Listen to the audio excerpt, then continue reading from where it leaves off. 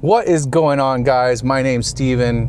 Welcome to My Big Fat Prepared Life. Thanks so much for joining me today. Today we're going to talk about the rule of threes for survival. So let's get to it. So I'm bringing up the rule of threes so that we can look back to our bags, okay? So all of you have bags. I know you do. Some people have bug out bags, and some people have 72-hour bags, and some people have their truck bags, but I personally subscribe to the idea that you only need one bag, and it goes with you everywhere. And so I do that.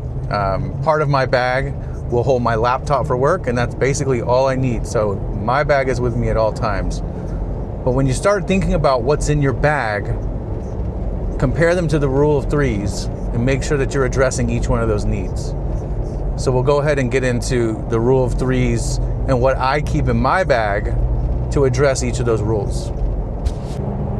So the first rule of threes is that you can go 3 minutes without oxygen. So what do I keep in my bag for oxygen? Well, you can't very well carry around a tank of oxygen, can you? So I have two things. One, this N95 mask right here. I think we all know what an N95 mask is after you know what. So I definitely keep one of those per bag. And the second thing I keep in my bag for oxygen is this nasopharyngeal trumpet. Now, this is a medical device. I am a registered nurse, actually, by day.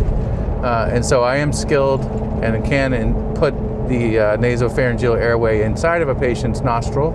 It's something that you want to get training on, but what it essentially does is open up an airway when there's some trauma or swelling.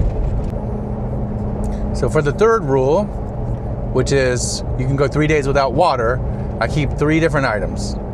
The first one, which has become one of my favorite pieces of kit, I've used it multiple times, I've already had to replace the filters on it twice, is this Grail water bottle. This is a very, very, very effective water filter. I have pulled water out of the retention pond in the back of my house and absolutely was able to drink it. Now inside the Grail, you'll see that I'm carrying a bandana. And what I will tell you is, for those of you who've never used this filter before, or any filter, you want to try to keep all the muck out of it as best you can. So I always have a bandana stuck inside, underneath the lid where it's screwed shut.